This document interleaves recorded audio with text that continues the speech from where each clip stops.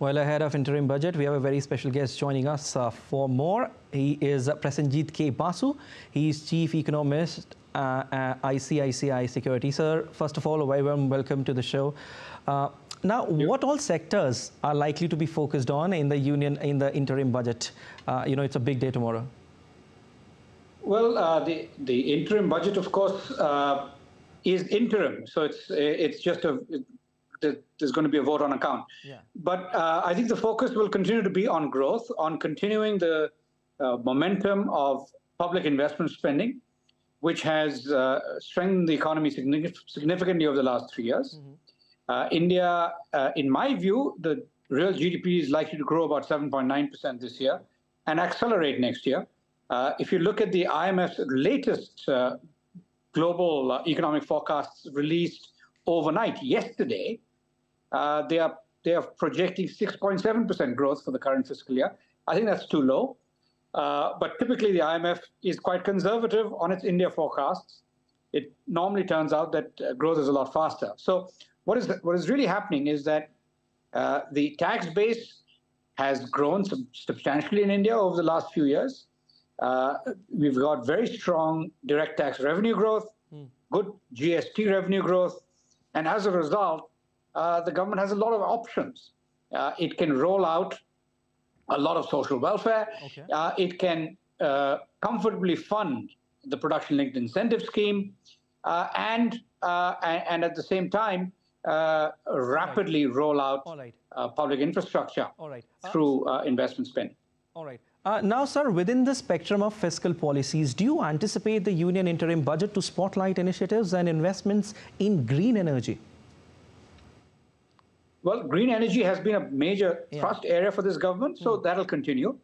If you look at renewables, most of the new power projects in India over the last 2 or 3 years have been focused on the renewable sector. So green power is absolutely going to be a major area of continuing focus, as it has been, in fact, over the last 2 or 3 years. Mm-hmm. Okay. And how might the interim budget impact foreign direct investment and trade relations? And what steps can be taken to attract more investments in the current economic climate? Well, the budget is a fairly limited document, and this time it's an interim budget, so it'll be even more limited. So we can't expect that everything will be addressed in the budget. But this government has done a lot to reduce tax rates. Okay. Corporate tax rates are much lower. New manufacturing units have an effective tax rate of only 17%, which is globally competitive with even low tax jurisdictions. And consequently, India is beginning to attract substantially more investment spending. FDI into the manufacturing sector has been to pick up, especially in the electronic sector. I think the government will want to widen the remit of PLIs so that more investment comes into a broader spectrum of industries, not just electronics, but clearly there will be more done to attract FDI into the whole of the economy. Okay. Now, sir, very quickly, for our viewers, can you just tell the difference between interim budget and union budget? Well, the union budget has all the details of spending and tax changes, and is voted on by Parliament, and it provides full appropriations, full spending for the year ahead. Mm-hmm. An interim budget is quite limited because there's an election ahead, and so the Parliament is not going to vote on the full appropriations for the year ahead. It'll just provide the base. It'll provide a justification for the government to draw down funds from the Consolidated Fund of India. So no new taxes generally are allowed. Okay. The government could, if it chooses, reduce some tax rates, but it cannot impose new taxes or undertake major new spending initiatives in an interim budget. All right, thank you so much, sir, for joining in. Well, the budget to be presented by Finance Minister will actually be an interim budget. Like the previous three full union budgets, the interim budget 2024 will also be tabled in digital mode. Find out in our next report how an interim budget is different from a full year budget.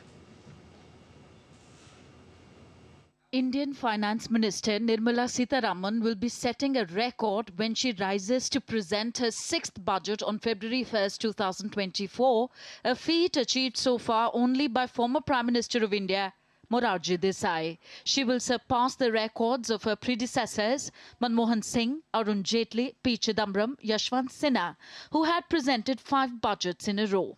But the budget to be presented by Union Finance Minister on 1st of February will actually be an interim budget. Being an interim budget before the approaching general elections, major policy announcements are unlikely.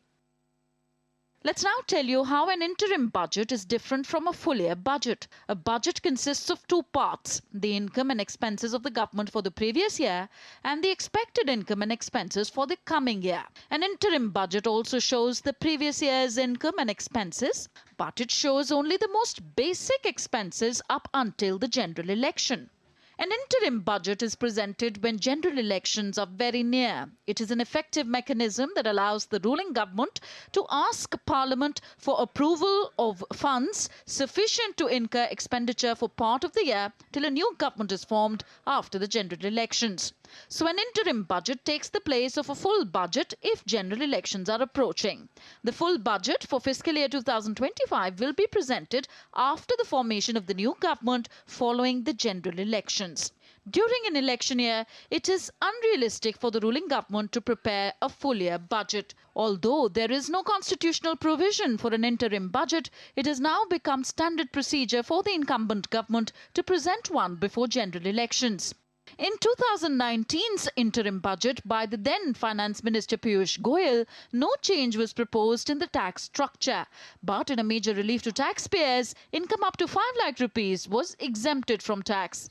In 2014's interim budget, the then Finance Minister P. Chidambaram announced no change in the tax structure nor offered any big benefits.